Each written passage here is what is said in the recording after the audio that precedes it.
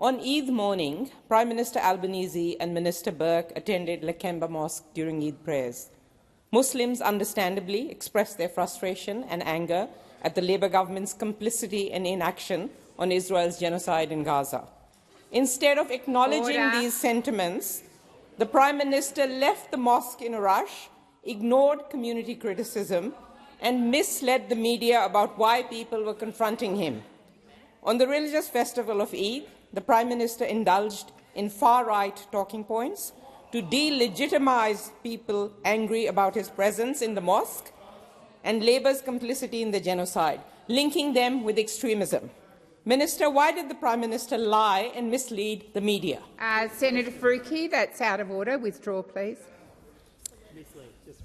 Why did the Prime Minister mislead the media? Senator, you also need to withdraw. I appreciate that you've rephrased the question. Thank you for doing that, but you also need to withdraw. Withdraw. Thank you, Senator Faruqi.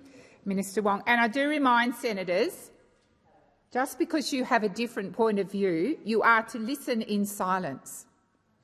Minister Wong. Thank you, President. Thank you for the opportunity to respond to the question. And what I would start by saying is that, first, Australians are understandably distressed by the violence, death, displacement in the Middle East, but that we, on this side of the chamber, believe that we gain nothing by shouting each other down. We gain nothing by turning up the temperature, as that question sought to. We gain nothing as a pluralist nation. And again, I mean, there is an outrage machine that the Greens engage in because they want to raise the temperature. They want to raise the temperature. Now, you want to raise the temperature because you see political benefit in raising the temperature. We on this side want to do all that we can in a pluralist Australia, to enable people to come together and for people who disagree with each other to be able to engage respectfully. That is what we seek to do, and that is what the Prime Minister was seeking to do. Now, it was a visit by the Prime Minister for Eid.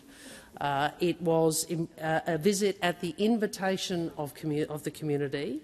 It was a visit that was welcome by many in the community. And yes, there were people who had differences of views. But overwhelmingly, it is a good thing for the Prime Minister of the country. Senator Ayres? I just asked that Senator Faruqi withdraw that. She's had to do it once already.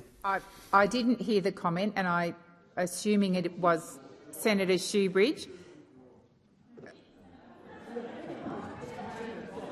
Just a moment, Senator Shoebridge. What do you want? Please resume your Just seat. assumed you.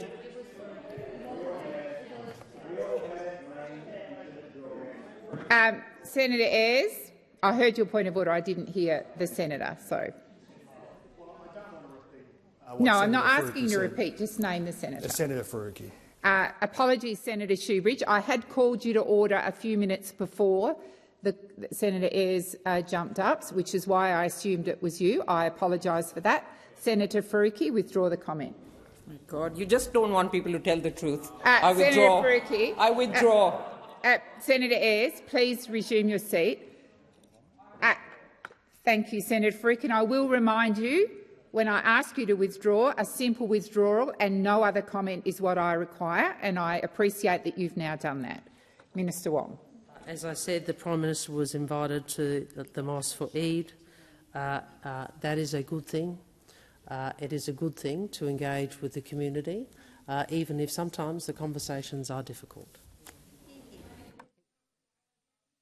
Senator Faruqi, first supplementary. Thank you, President. The International Day for the Elimination of Racial Discrimination commemorates the Sharpeville massacre in South Africa, where 69 anti-apartheid protesters were killed by police.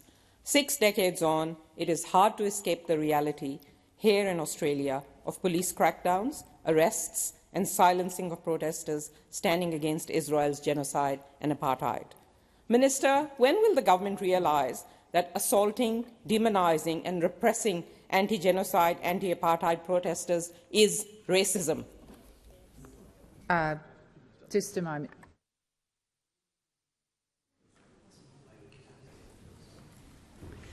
Senator Faruqi, as you've seen, I've sought the advice of the clerk, and so your first question was very specific to a particular incident. You've now broadened that out to go further than that.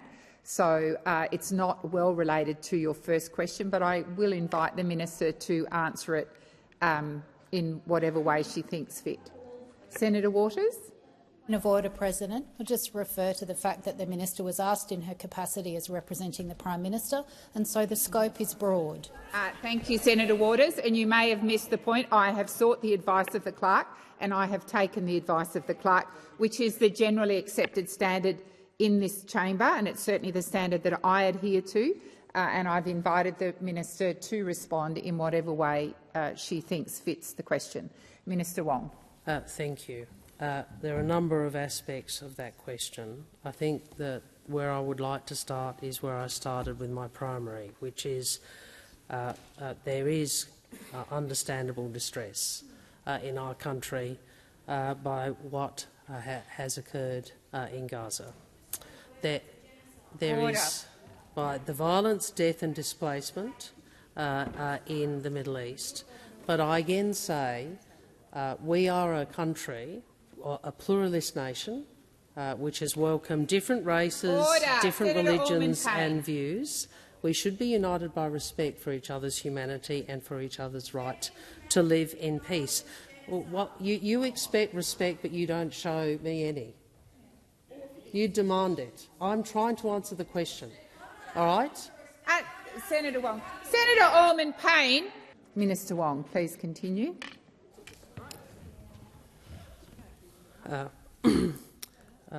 We on this side will always try to bring people together. We do not believe seeking to make people angrier is responsible. Thank you, Minister. The time for answering has expired. Senator Faruqi, second supplementary. Thank you, President. The government might try and de-link genocide and racism as much as they like, but that is a fact, and these questions are about genocide and racism, so they are not out of order. The Prime Minister's social media post acknowledging the International Day for the Elimination of Racial Discrimination does not even say the word racism. If you cannot name it, you cannot tackle it. Every day, racism rears its ugly head, and still this government refuses to take action to tackle systemic, institutional, structural racism. Faruqi, the time when will the Prime Minister fund the national... has expired. Senator Faruqi, I called you to order because your time had expired. I expect you to respect my authority in this chamber. Minister Wong.